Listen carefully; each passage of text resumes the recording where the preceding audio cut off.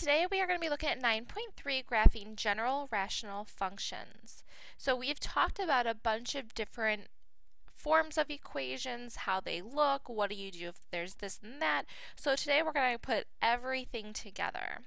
So we have the simple rational function given f of x is p of x over q of x, the very first equation that we saw, where p of x and q of x are linear. So that's very simple. If we've got y is equal to a over x, where a is some number, your vertical asymptote is a vertical line at 0, and your horizontal asymptote is a horizontal line at 0. So again, that's if you have a number over x. If you have our second form, a number over x, but then there's a number being added on the outside and there's a transformation on the bottom. So we've got a number being added or subtracted. So we've taken that one step further. Again, number on top, x minus or x plus a number on the bottom with a number being added on the outside. If you are looking for your vertical asymptote, you set your denominator equal to 0 and you solve, finding a vertical line at x equals h. Your horizontal asymptote is at k. And then our last one, we've got x on top and x on the bottom with any kind of transformation, adding numbers, subtracting numbers. Your vertical asymptote, again, you set the denominator equal to 0 and you solve. Your horizontal asymptote is y equals the coefficients of a over c. So that's a review and everything that we've done so far, putting it all together. Now we're going to move on to something new. So again, we're given p of x over q of x, but instead of p of x and q of x always be linear, it may be a higher degree polynomial. So we could have x to the 10th on top, x to the 8th on the bottom. So we're not just dealing with linear things. For this, the vertical asymptote, the nice thing about this is we still just set the denominator equal to 0 and solve.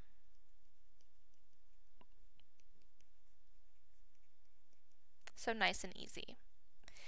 Your horizontal asymptotes aren't as simple. So for our horizontal asymptotes, if we have the same degree on top and bottom,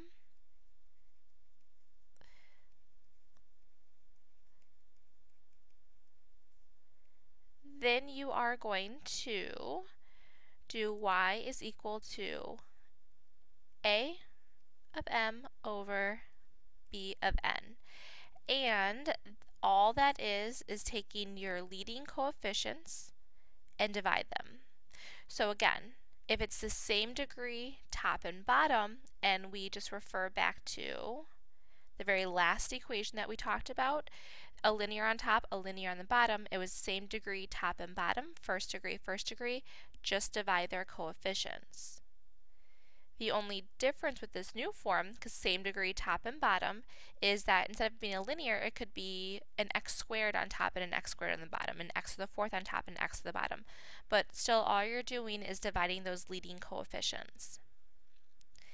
If you have the higher degree on bottom,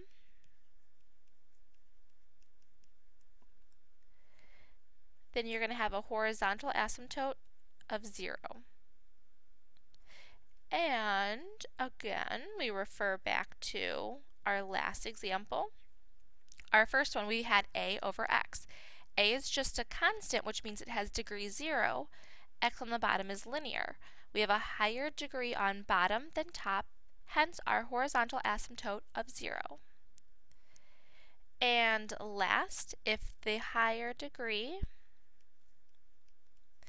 is on top, then there is none. There is no horizontal asymptote. So this is something that is extremely important for you to memorize and to know to apply to all of our graphs. X-intercepts, if we want to find the x-intercepts, we set the numerator equal to 0. This is only going to solve for real zeros. This is not going to solve for any imaginary solutions. If we want our y-intercept, we are going to substitute x0 in for x, and that's true for anything, and solve for y. All right, now we have 3 graphs that we are going to do together. Our first one, we have, what happened there? Where'd it go? There we go. All right, so we've got y is equal to 4 over x squared plus 1. Our vertical asymptote. For our vertical asymptote, we set x squared plus 1, the denominator, equal to 0. So we've got x squared is equal to a negative 1. We square root. We have imaginary numbers. If it's imaginary, we can't see it on our graph. So in this case, we don't have any vertical asymptotes. When we look at our horizontal asymptote, we look at the setup, we decide, is it the same degree or is the higher degree top and bottom? In this case, we have higher degree on bottom. Since our higher degree is on the bottom, we have a horizontal asymptote at y equals 0. So there is our horizontal asymptote, making sure that we use a dashed line. Our x-intercepts, we set the numerator equal to 0, 4 equal to 0, no variables, so we don't have any x-intercepts here. And for our y-intercept, we set 0 in for x. So we've got y is equal to 4 over 0 squared, which is just 0. 4 over 1 is equal to 4. So our y-intercept is at 0, 4. So we can go ahead and plot that point. We know that's where we are going to start at. And now it's time to get those calculators out. Alright, just like with our other graphs, we want to get the shape of what this is going to look like. So we type it in, our y equals 4 divided by. We've got 2 pieces on the bottom, so we've got to make sure that we put those in parentheses so that they are grouped together as our entire denominator. We start off with a standard window, so we go to zoom 6 just in case it has been changed from our last problem. And we know that it's going to go up and down. I want that x-intercept, I can kind of see that that's kind of the pinnacle point there, so I'm going to have that be my middle point at 0, 4.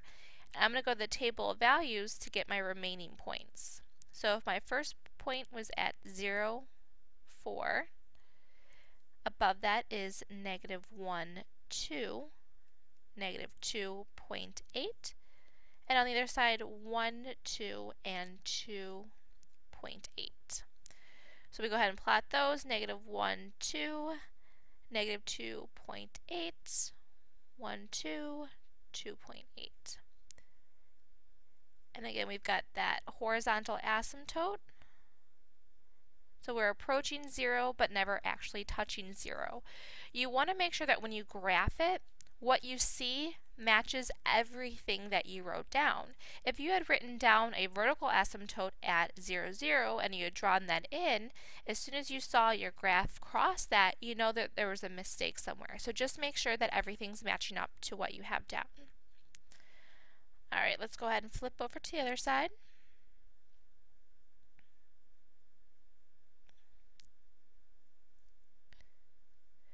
We have y equals 3x squared all over x squared minus 4. For our vertical asymptotes, we set the denominator equal to 0. So we've got x squared minus 4 equal to 0. Move that 4 over, and we've got x is equal to plus or minus 2. So in this case, we have x equals 2 and x equals a negative 2. So we've got 2 vertical asymptotes here. That means we're going to have 3 sections to our graph. Now, if you remember a few days ago, we had talked about vertical asymptotes and horizontal asymptotes, and I said it was only true for end behavior. This is where that's going to come into play, so we'll get back to that in just a second. Next, we look at our horizontal asymptote, and we want to compare the degrees. We've got the same degree on top and bottom. If we have the same degree on top and bottom, we divide those coefficients. So that would be 3 over 1, which is just 3. So we have a horizontal asymptote at 3. I always start by drawing in my asymptote so I don't forget. Our x-intercept, if we are looking for our x-intercept, we set our numerator equal to 0. We find x is equal to 0. So our x-intercept is at 0, 0. For our y-intercept, we plug 0 in for x. So we've got 3 times 0 squared all over 0 squared minus 4. 0 over negative 4 is equal to 0. We've got our y-intercept at 0, 0 as well. So we know that our x-intercept and our y-intercept will be found there at 0, 0. Now, we have 3 pieces, and when we are graphing things with asymptotes, we want to make sure that we have an accurate representation of each of them. So what we're going to do is our first 2 pieces will be for the left-hand side. The middle 3 will be for the middle in this case. And the last 2 will be for the right-hand side. We know generally we do 3 to the left and 3 to the right. Alright, so let's go ahead and plug our equation in. We have 3x squared divided by, make sure you've got parentheses on the bottom, x squared minus 4. Again, we start with our zoom 6, which we have it set at from our last problem. And we can see our 3 pieces. So we have negative 2 when we go to our table. That left-hand side are going to contain points negative 3 and negative 4. And we can see that asymptote because we've got that error message. So we've got negative 3 and 5.4, negative 4 and 4. Our middle section is going to be negative 1. We have that point 0, 0 as our x-intercept and our y-intercept. So it's negative 1, 1, which we found from our table, 0, 0, and 1, negative 1. And then for our section on the right, again, we see that error message at 2, because that's our asymptote. Our next 2 points to the right are 3 and 5.4 and 4, 4. So we go to our graph and we get all these points on there. Again, make sure that it's approaching and not touching. And then we've got negative 1, negative 1, 1, negative 1. In this case, we kind of got an upside down parabola. It's approaching. We've got 3, 5.4, mirrored image from the other one, and 4, 4. Alright, so before we talked about, the end behavior, this middle section we can see is not necessarily playing the rules when it comes to all the asymptotes. Normally see how it approaches negative 2 and it approaches 3. Well, when we look at that middle section, it's not even close to our asymptote at 3.